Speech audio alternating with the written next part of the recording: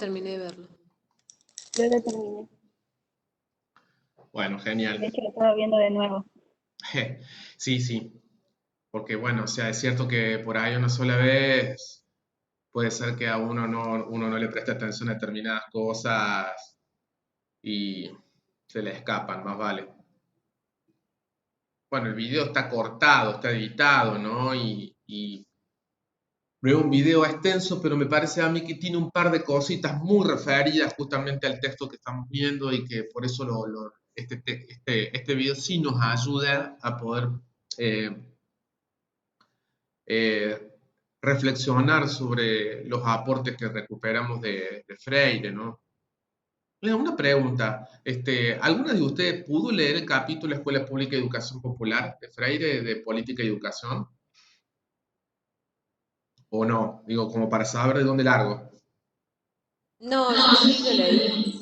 Es bastante complejo el texto, pero sí no, sí lo leí, pero algo fue lo que entendí, así es. Es cierto que que el texto tiene eh, rasgos complejos, ¿no? Lo que pasa es que hay que hacerle el contexto, ¿no? Y eso también lo vamos a trabajar ahora. Ahí, ese libro, Política y Educación de Freire, y el capítulo que nosotros tomamos, que es Escuela Pública y Educación Popular, eh, es un libro que Freire escribe pensando y reflexionando su experiencia como secretario de Educación del Estado de San Pablo, ¿no? La experiencia al frente de la cartera educativa del Estado más grande de Brasil, y un texto donde Freire discute mucho y discute con varios frentes, ¿no? Se pelea explícitamente, digamos, discute y debate con la izquierda y con la derecha, porque, bueno, o sea, su experiencia al frente de esa secretaría llevó a que algunos sectores de la izquierda lo tildaran de alguien que se que había transado, que se había vendido, ¿no? Es decir, que dejó sus ideales y bueno, es como que renunció a un montón de cosas que venía planteando. Y por otro lado, la derecha lo critica porque más vale es la imagen de, no sé, de alguien sumamente peligroso porque lo que está haciendo es democratizar el acceso a la educación y tratar de que las escuelas fuesen mucho más democráticas, ¿no? Entonces, fíjense qué paradójico, digamos, cómo los dos extremos lo critican, digamos, uno lo ve como un peligro, es decir, como un fantasma revolucionario, y el otro lo ve como alguien que dejó de ser justamente el revolucionario que era en sus textos, digamos. Eh, entonces Freire, creo que en ese capítulo y en el libro manifiesta abiertamente las respuestas sobre muchas de las críticas que le habían hecho, ¿no? Y hay dos cosas que me parecen, ¿por qué lo recuperamos? Básicamente hay un par de cuestiones que a mí me interesa rescatar de este capítulo del libro de Freire. Una de las definiciones, uno, me parece que el libro tiene una de las definiciones sobre qué es la educación popular más profunda y extensas que hay, digamos, ¿no?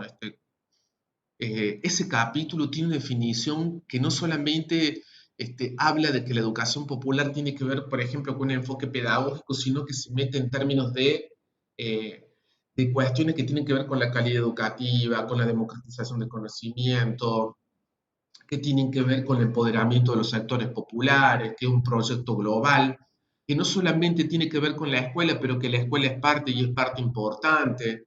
Este, digamos, y la construcción de la ciudadanía, es decir, una educación popular digamos, compleja, interesante, o sea, y bueno, creo que Freire logra articular una gran definición conceptual también de lo que es la educación popular, ¿no? Pero antes de llegar a eso, Freire hace toda una digresión discutiendo con esto que les decía, ¿no? Tanto con la derecha como con la izquierda pedagógica de Brasil, y los tacha de mecanicistas, ¿no? Él habla de los mecanicismos, del mecanicismo ingenuo, este, de las posiciones ingenuas y mecanicistas, y les dice por qué, ¿no?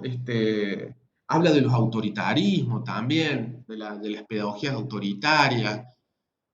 Y bueno, eso también lo rescatamos porque tiene que ver con algunas de las tensiones que veníamos hablando que aún hoy en el siglo XXI siguen presentes en el campo de la educación popular, ¿no? Es decir, en esto de definir los sentidos, lo que significa la educación popular.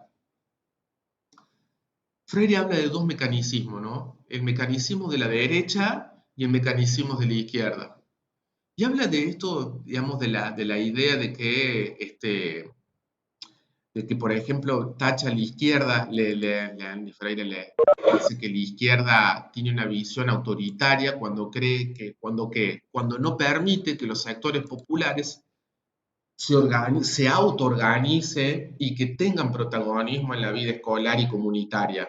¿Y por qué lo critica en ese sentido? Y básicamente porque la izquierda tradicional, sobre todo, entiende que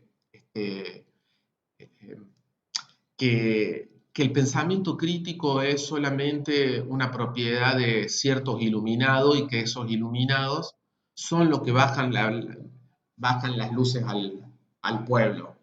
¿Se entiende esto que estoy diciendo? ¿Entienden lo que o no? Avísenme, ¿no? Pero por eso pregunto. No, yo estoy. Sí, se entiende. Genial. Sí, Este, sí, se entiende. entonces él dice, bueno, a ver, o sea, ¿qué tipo de empoderamiento podemos hacer con los sectores populares si el pensamiento crítico o la movilización va a ser una donación de los iluminados de la izquierda? Es decir, hay detrás una concepción de lo que significa la vanguardia como esa élite iluminada que irradia las luces, ¿sí?, a las masas. Freire es muy crítico de eso, ¿sí?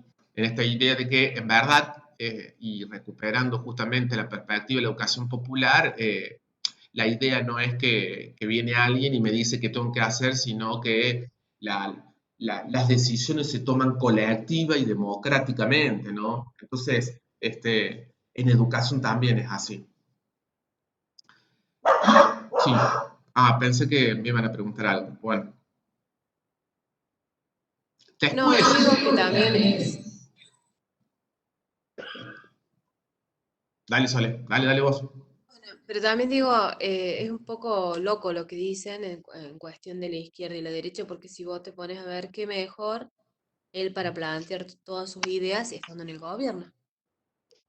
O sea, si no tenemos personas que tengan esas ideas y que tengan acceso a un cierto poder, entonces me parece que es la mejor forma, porque si él puede implementar toda su ideología y que no quede solamente, eh, eh, ¿cómo decirlo? Que no solamente hable con su alrededor, sino que también lo puede implementar en un gobierno, bien, está perfecto, no lo veo mal. Lo que sí me parece que es como usted dice, que los de izquierda, el problema que tenían era como que si se implementaba estas ideas que tenía Freire, es como que se perdían bueno, vos tenés que estudiar esto, era muy parecido a la derecha, tenés que estudiar esto para salvar a la sociedad, para hacer, bueno, pero no te daban derecho a opinar y el derecho de opinar y decidir lo tenían estas personas que estaban más arriba, que era como la élite, Totalmente. digamos, los iluminados.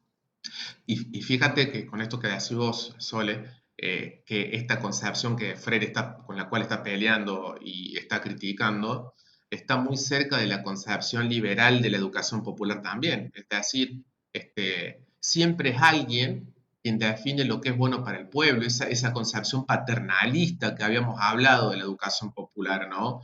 O sea, la izquierda también es paternalista en ese sentido. Eso es lo que está criticando Freire. O sea, con un paternalismo pedagógico no vamos a construir masas que estén empoderadas, todo lo contrario, o sea, lo que cambia es quien manipula, digamos, ¿no? Eso es lo que está criticando Freire. O sea, la educación popular, dice él, lo que busca, lo que intenta a través de la práctica educativa es la movilización de las masas, la presencia movilizada de los sectores populares.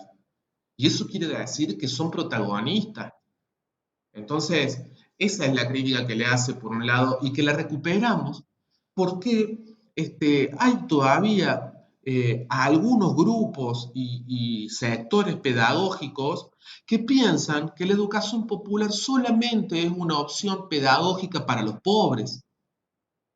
Entonces, eso es lo que está criticando Freire, ¿sí? Esta idea de que, no, a ver, la educación popular es solamente para la gente que está excluida y que tiene que salir de esa situación. No, bueno, o sea, no es eso. Lo que está criticando Freire es justamente esa idea, digamos, de que yo voy a venir, voy a ir al barrio, no me interesa ni conocer la realidad o conocerla mínimamente, pero yo soy quien va a decidir qué es lo importante en este proceso de liberación. Bueno, este, eso es lo que está criticando Freire, ¿no? Y por otro lado, a mí me parece que también hay algo en esto de las críticas que hace Freire, también está el polo opuesto de esta perspectiva que critica, que es la idea de creer que es imposible hacer educación popular en la escuela y que todavía hay movimientos y grupos que hacen grupos de educación popular que entienden que la escuela no es un territorio para disputar, es decir, no es un territorio donde la educación popular puede intervenir. Y Freire es muy crítico de eso, ¿no? Digamos, Freire lo plantea en un parrafito que es muy interesante porque digamos, él habla él la cataloga esta perspectiva como pesimista, acrítica y mecanicista, o sea, la revientan, digamos, ¿no? Pero, ¿por qué dices? Vamos a partir, eh, él parte de un pequeño supuesto, una pequeña premisa que me parece, no por pequeña, no es importante, ¿no? Apenas empieza el capítulo, hay una pequeña premisa de Freire, una pequeña frase muy importante, donde Freire dice, aunque no lo pueda todo, la práctica educativa puede algo, ¿sí? Y primero lo que reconoce Freire es que toda práctica pedagógica o toda práctica educativa tiene límites, está condicionada. No hay ninguna práctica pedagógica que no esté condicionada por lo político, lo social, lo cultural, lo económico, ¿sí? O sea, o lo ideológico. Cuando después de esta premisa, lo que plantea Freire es, entonces, la práctica educativa no lo puede todo, pero sí puede algo. Es decir, la escuela también sucede esto. Es decir, no es que en la escuela las condiciones cambian, ¿sí? Entonces, él habla de que esta premisa le permite discutir con estos dos extremos que yo les acabo de plantear, ¿no? Para Freire estas son ingenuidades, ¿no? Eso es lo que lo plantea. Y hay una cosa muy interesante, chicas. Va, no sé si quieren decir algo, perdón. También, pero el problema también es muy difícil cuando, por ejemplo, vamos a un claro ejemplo de la facultad. Yo me acuerdo el año pasado, creo que fue el año pasado, que la gente de limpieza había hecho paro. Y yo, o sea, inconscientemente no me di cuenta y me puse a limpiar el curso. Y en ese momento pasaste vos y me dijiste que no lo tenía que hacer. Entonces, Ah, mira vos, siempre digamos, poniéndome la gorra, yo, ¿no? No, mentira, un chiste. no, después yo me puse a pensar y analizándolo con el texto, que también, o sea, que si nosotros, si vemos que hay una problemática en la facultad, y bueno, no van a limpiar las chicas limpias, bueno, está bien, limpiamos nosotros así nada más. No, eh, el profesor me parece, o nosotros tendremos que plantear, decir, bueno, ¿qué es lo que está pasando? ¿Por qué están haciendo paro? ¿Qué es lo que está sucediendo? Porque me parece que eso también depende de educación popular. O sea, Totalmente. también hacer, poner, visibilizar estas problemáticas que no son fuera de la facultad, lo están pasando a las chicas que limpian, pero también cómo nosotros podemos entender su problema y si, no sé si me explico qué es lo que Sí, sí, te entiendo. Lo que querés decir es que tenemos que ser solidarias y solidarios con la lucha de nuestros compañeros y compañeras, digamos, por más de que no sean profesoras o profesores, sino que es el personal de limpieza, que eso no quiere decir que sea más o menos, pero que estaban en una lucha porque no cobraban y la forma de solidarizar no es no justamente haciendo eso, ¿no? De, digamos, que se muestre, que se note que están en lucha y eso significa que la mugre tiene que estar ahí, digamos, por más de que no nos guste, ¿no es cierto? Sí, tal cual, así es.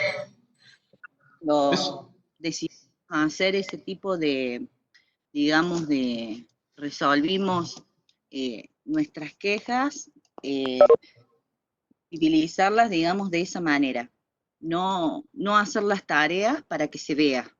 Y esa era la forma que teníamos de lucha dentro de lo que nosotros podíamos hacer para también, por otro lado, mantener nuestra fuente laboral, porque la idea era estar en el trabajo, pero no hacer la actividad, porque tampoco podemos faltar ni decir, bueno, hoy no vamos, cortamos, eh, que también en algún momento lo tuvimos que salir a hacer una movilización por el centro, no sé si se acuerdan, hace un tiempo, hace un año, 2 años más o menos, o 3 creo, y, y bueno, fue una de las formas que teníamos nosotros de hacernos ver, de hacer ver nuestro problema.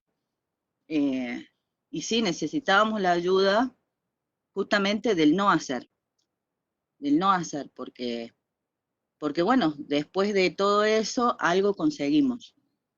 ¿Mm? Nuestro Sí, sí, problema era no cobrábamos. Yo llegué a sí, cobrar hasta el 5 del mes, o sea, yo casi pasó un mes para que me pagaran. Entonces, fue crítico ese momento para muchos compañeros que incluso los dos, tanto digamos, el madre y el padre trabajan en la misma empresa y bueno, la situación era crítica. Entonces, bueno, sí, les pedíamos nosotros que no hicieran, que se viera. Era una forma de protesta, sí. sí, Otro, perdón, otro claro ejemplo que me parece que eso tendrían que los profes también ponerlo en práctica es el hecho de por ejemplo, cuando hay paro docente. El niño, que mi hija también lo ha dicho, empiezan, oh, porque los profes no quieren trabajar, o porque son rivagos, y así como nos van a educar. Me parece que si esta problemática llega al colegio y la maestra le dice, bueno, mira, se hace paro por esto y se visibiliza este problema, me parece que el chico también es parte de la educación popular, es parte de la empatía. Pero es como también decía hace un rato, o sea, siempre se creyó que la educación popular era para los que no tenían, para las organizaciones y todo eso. Y me parece que para este proceso, para involucrar a la educación popular dentro de un colegio, no sé, es muy difícil, porque tiene que haber profesores que tengan tiempo y ganas de decir, no, frenemos la cosa acá, está pasando esto, póngase en mi lugar y no seguir con el diseño curricular, porque bueno, usted tiene que aprender esto, pero lo demás está fuera del colegio. sí. Este,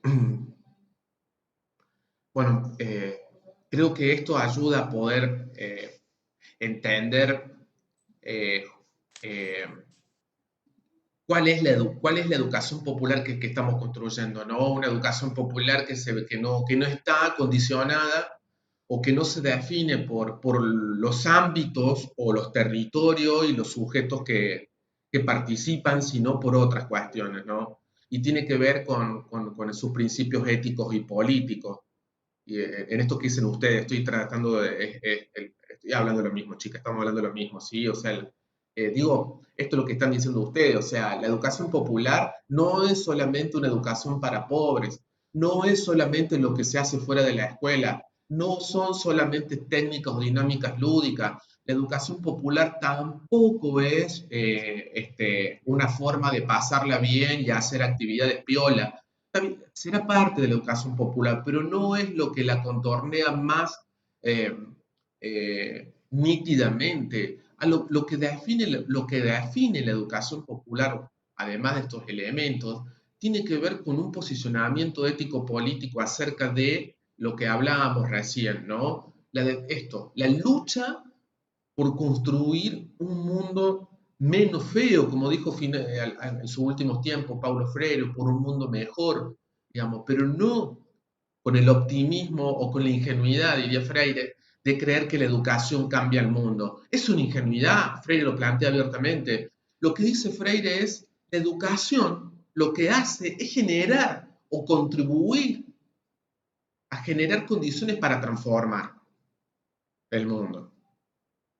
¿Sí? O sea, no es que la educación directamente, si nos educamos, hay una relación directa con la transformación del mundo. No, no, no. Lo que estamos diciendo es que estamos construyendo subjetividades, que es lo que o sea, decir sujetos y sujetas, que son las que van a hacer ese proceso, ¿no? Y lo hacemos de un claro posicionamiento ético, político, que tiene que ver con un posicionamiento que es anticapitalista, ¿sí? La educación popular no puede declararse capitalista, ¿sí?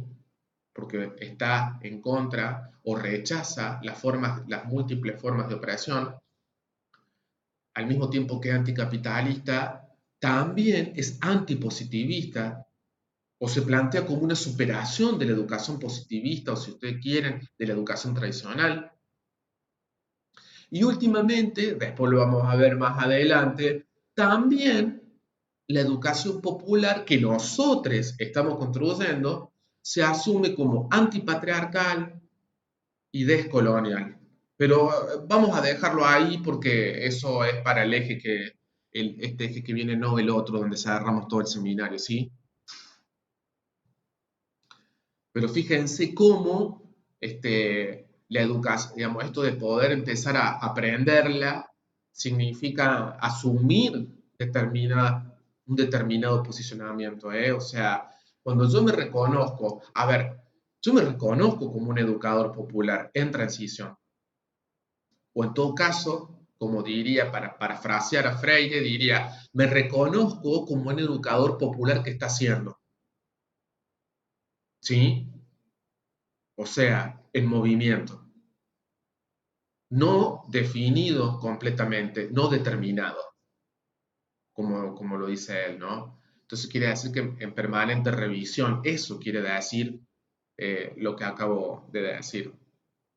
Entonces, vamos,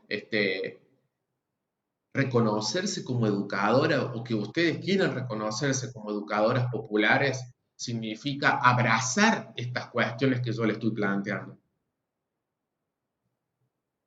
Si no, la estamos reduciendo. ¿Se entiende, chicas? Sí, igual es muy difícil. Es muy Bueno, difícil porque es ir contra la corriente, digamos, eso porque dice en el texto. seguimos, Claro. seguimos con el, Es un permanente seguimos con nadar contra la corriente, dice. sí, sí, sí. En estos momentos es nadar contra la corriente. Y si yo les dijera, ¿por qué dice un permanente nadar contra la corriente, Freire? En el caso, supónganse, de que en un gobierno socialista, o sea, hay toda una transformación social, sin embargo, Freire, recuperándolo Freire, seguiríamos sosteniendo que hacer educación popular es un nadar contra la corriente. ¿Qué significaría en un sistema social donde ya no es el capitalista? ¿Por qué la educación popular se asume desde ahí? ¡Ajá! Mal. ¿Por qué les parece? No, porque siempre van a surgir estas cuestiones de que va a haber alguien que te va a decir los límites o que te va a querer decir hasta dónde podés llegar. De lo que hablaba al principio, será eso. Sí, Mariela, más o menos. Es Claro, eso. Es eso. O y, sea, y también Sí, dale, dale, dale, Sole, dale eh, vos. y porque estás condicionado, porque hay mucha gente que viene con toda esta idea de ser sarmientista, entonces como que todo el tiempo te ponen trabas, todo el tiempo no te dejan desarrollar, todo el tiempo están como, no sé, no te escucho. ¿Ah? Te escuchábamos bien, ¿eh? Ah, ¿sí? Sí, No, porque sí. no se ve bien la imagen. ¿En mi Bueno, imagen? eso, que todo el tiempo te ponen trabas y todo el tiempo te hacen creer bueno, que tu argumento no es bueno. ¿Y por qué no te fijas? ¿Y por qué? Fíjate que si a lo mejor lo ves de otro lado y te cambian la bocha haciéndote creer que lo que vos estás pensando no es tan así y indirectamente te imponen lo que ellos creen. Me parece que por ese lado va. Me parece que las cosas que dijeron las dos tienen que ver con esa idea de un permanente nadar contra la corriente. Por un lado, porque no va a haber nunca una transformación completa de las ideas pedagógicas, o sea, la educación es un campo donde una arena de lucha política e ideológica, y eso hay que asumirlo, digamos, ¿no? Pero eso tiene que ver con lo que decís vos, Soledad. Y por otro lado, como decía Mariela, hay una idea por detrás que es fuerte y que está bueno saberlo, saber que la sepan también, que es que ser educador o educadora popular implica siempre un estado de alerta, de crítica permanente. Y lo que nos lo está diciendo Freire es, por más de que el sistema social en el que estamos sea muchísimo más favorable, siempre la educación, desde nuestra perspectiva pedagógica, la educación puede ser mejor. Entonces, la única manera de que las prácticas educativas se transformen permanentemente es nunca dejando de ser críticas. Es decir, nunca dejando de poder reflexionar y transformar nuestra experiencia. Porque detrás de esa idea también se anuda lo que él plantea justamente como esta cuestión del inacabamiento y la incompletud. ¿Sí? O sea, hay una permanente estado de inacabamiento y eso no hay que perderlo de vista como principio ético. ¿Sí? La idea del inacabamiento. Por eso es un permanente nadar contra la corriente. A veces la Bueno, por corriente ejemplo, será más fuerte y será mucho más intensa. A veces la corriente será más tranqui, casi calma, pero igual hay que ser como el salmón. bueno, por ejemplo, con Lu.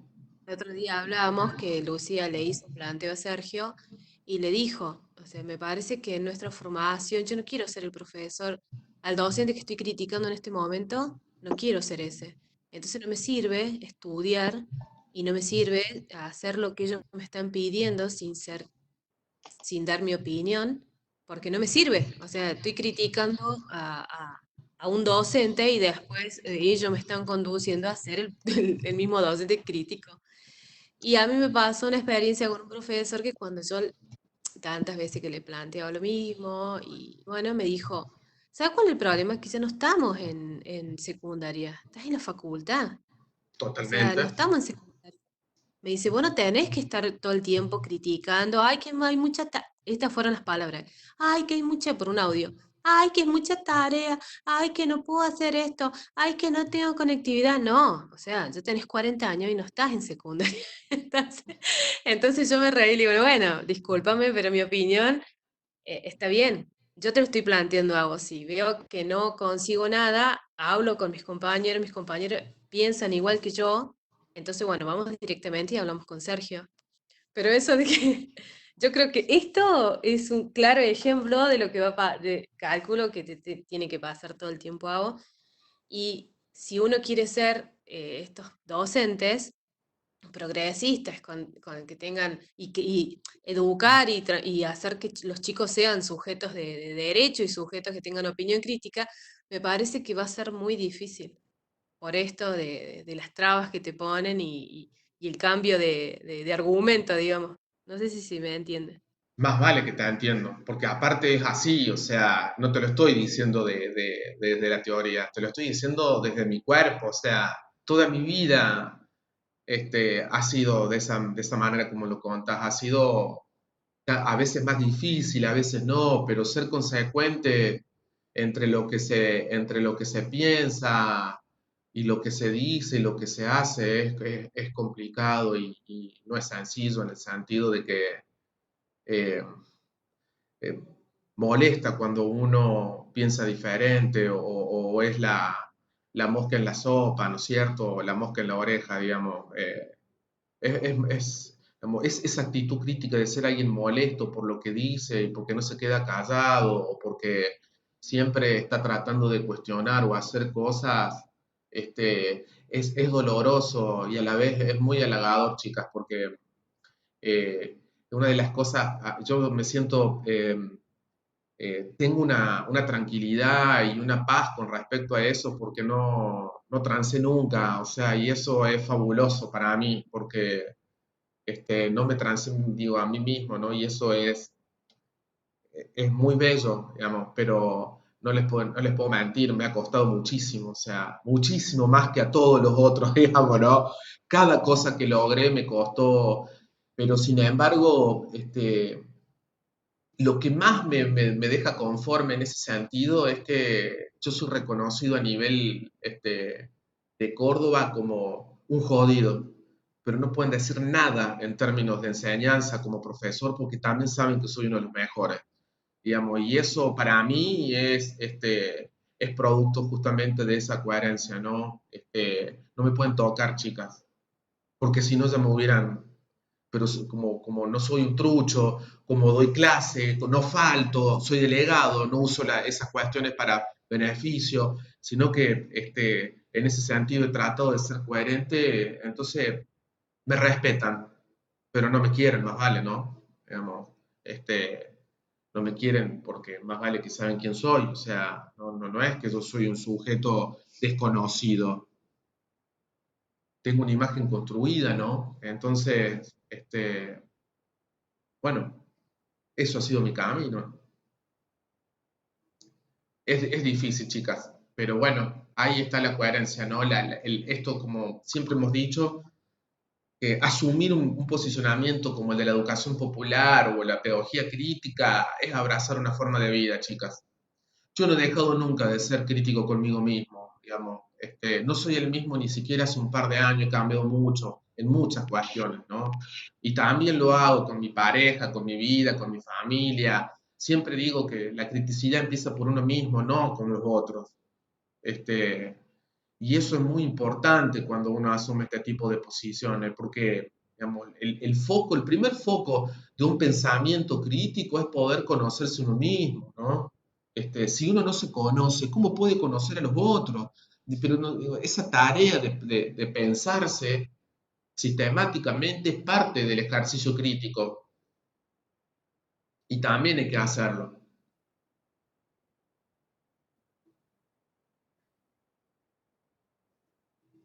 Así que bueno, Claro, de lo que habla sí, María. de e ir construyéndose, digamos, y esto de hacer un posicionamiento y sostenerlo, digamos, en el tiempo también. Algo escuché Ujú. del inicio de esta clase, que yo más o menos me doy cuenta de lo que estaban hablando, se dejaba ver, y bueno, es esto de ser consecuente con lo que uno piensa, con lo que hace, o sea, lo que Ajá. vos, claro, o sea, no podés decir y hacer otra cosa, que comentaba Sole usted también, bueno, las chicas, este, y esto me parece que es una muestra, digamos, de lo que uno pretende, o lo que quiere ser o no, digamos. Uno mismo también es la barrera de uno. Y es por eso que siempre hay que estar atento a todo esto, atento a la realidad, atento a lo que pasa en el mundo, con el otro, el que está acá, más allá. Y bueno, y ahí se ve, digamos, eh, el posicionamiento que uno tiene, o sea, digamos. Ujú. Eh, bueno, me Tal- parece eso, ser fiel a uno mismo, sus pensamientos, digamos, y que se vea, digamos, en las acciones también, porque de la boca para afuera se dicen muchas cosas, pero hay que hacerlo, digamos, se tiene que ver de otra forma. Sí, sí. Labran Sancho. Ese dicho tiene que ver justamente, ¿no? Chicas, cuando uno empieza a hacer cosas que generan, que mueven el avispero, tiene que esperar también construir enemigos, ¿no? O sea, si no, las cosas no están bien, digamos, y eso hay que saberlo. Y a mí me llevó muchos años de entender eso, ¿no? Porque, bueno, o sea, vengo de una familia muy católica y muy idealista en ese sentido, y pensé que bueno, que uno podía hacer lo que quería, pero y no tener enemigos, o sea, que podía ser amigo. ¿No? Después, bueno, eso es una posición ingenua, diría Freire, ¿no? Con el tiempo me fui dando cuenta que bueno, o sea, yo no me puedo hacer responsable de lo que genero en los otros, digamos. Hay muchas cosas y bueno, ahí se empiezan a construir gente que está más relacionada con vos y otra que no te puede ni ver. Este, eso no tiene nada que ver con ser coherente, ¿no? Yo he tratado de ser coherente porque también no quiere decir que la coherencia sea un estado final, sino que la coherencia tiene que ver con esto de estar siendo, como les dije, ¿no? Y bueno, eso genera, no saben la cantidad de anécdotas que les podría contar de gente que ni siquiera conozco que me odia, o sea, eh, y que en verdad no me produce, ya no me da la sensación de decir, mira vos, sino que me dice, qué loco, ¿cómo puede ser que gente que yo ni siquiera conozco y se toma el tiempo, la saliva, digamos, y las cuerdas vocales para hablar de mí? Eso en verdad me pone feliz porque quiere decir que estoy haciendo cosas que, digamos, que movilizan, ¿no? Gente que ni siquiera conozco y que sí sabe quién soy, digamos, y eso para mí antes capaz que lo veía mal, ahora lo veo bien, porque quiere decir que he estado, que, bueno, o sea, que las cosas que he hecho han dejado huellas, ¿no? Y otra de las cosas que rescato en los 16 años que estoy en el Tretel, nunca, pero nunca tuve un inconveniente como un montón de otra gente, ¿no? Y eso creo que es una de las cosas que tengo orgullo de mostrar, digamos, en el sentido de como una pequeña victoria. Nunca tuve una queja en ese sentido, ¿no? Un planteo. La única queja que tuve una vez fue porque una compa que era grande en ese momento me dijo de que ella que no quería tener la misma nota que su compañera porque quería tener el mejor promedio porque eso definía el lugar en la junta de calificaciones. Eso fue lo que me planteó en un seminario que tenía que ver con esto. Entonces le dije que bueno, ese no era mi problema, digamos, que el mismo sistema, digamos, el sistema mismo era clasificatorio y competitivo. Yo no iba a ser igual. Pero bueno, o sea, eso, chicas, sí, hay que animarse. Las invito a que se animen. Y en esto de invitarlas, acá va mi consigna, porque la semana que viene. Y esto también, Sole, por favor, si le podés transmitir a todas las compañeras que puedan pasarlo de alguna manera, hacerlo llegar, vamos a hacer una síntesis sobre todo este primer eje, una consigna. Y la consigna es, ustedes van a traer escrito para la semana que viene una hoja con lo que dice el foro. Desde mi punto de vista, en este momento, hasta acá, ¿qué es para mí la educación popular? Por supuesto que tienen que recuperar los textos, pero en sus palabras. ¿Sí? Una hoja, hasta una hoja, media hoja está bien, digamos, lo que les salga, pero como una forma de empezar a posicionarse, ¿sí? ¿No? Bien, sí, sí. Bueno, y díganle a las compas bueno, que les hagan llegar esto, digamos, que si tienen ganas, que lo hagan llegar mediante ustedes, sobre un texto WhatsApp, no sé, pero que lo puedan hacer llegar, ¿sí? Porque, bueno, mejor, porque también eso hace un panorama más global. Pero con esta consigna cerramos el primer eje, chicas. Bueno, profe, usted después me pasa el video, así se me pasa el Sí, sí, yo a esta clase cuando apenas la tenga subida y ya esté para compartirte la paso, Sole. Bien. Bueno, si les parece, vamos cerrando. Yo no sé si les conté, pero al final yo ya les conté que me aprobaron la tesis. Formalmente ya, digamos, informalmente soy Ay, magíster. qué bueno. Qué Y bueno, bueno, qué bueno. estoy esperando el certificado porque, bueno, voy a rendir, tengo que defenderla públicamente, así que va a ser virtual, toda esa movida, ya lo voy a contar, pero bueno, en poco tiempo tengo que defender la tesis, es lo último que me falta. Bueno, lo Muy felicito, bien. profe. No, por favor, les quería contar, porque me vale que les venía hablando de primer año esto, así que son como parte. Bueno, chicas, que tengan buen fin de largo, y nos vemos la semana que viene, ¿sí? Bueno, Bueno. profe. Cuídense, un abrazo grande.